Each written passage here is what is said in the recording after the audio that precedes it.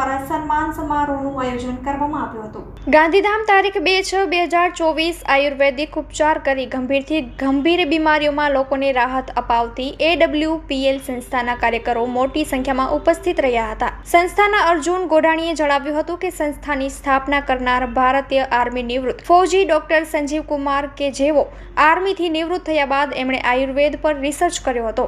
આ દરમિયાન જાણવા મળ્યું કે દેશમાં બે મોટી સમસ્યા છે, બીમારી અને બેરોજગારી। તેને દૂર કરવાના ઉદ્દેશ્યથી સંસ્થાની સ્થાપના કરી છે।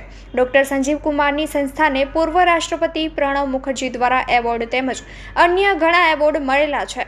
તો સંસ્થાના તમામ પ્રોડક્ટ આયુષ મંત્રાલયમાંથી પાસ આઉટ કરી માન્યતા મેળવેલ છે, જેમાં આજે લાખો લોકો જોડાઈ રહ્યા છે।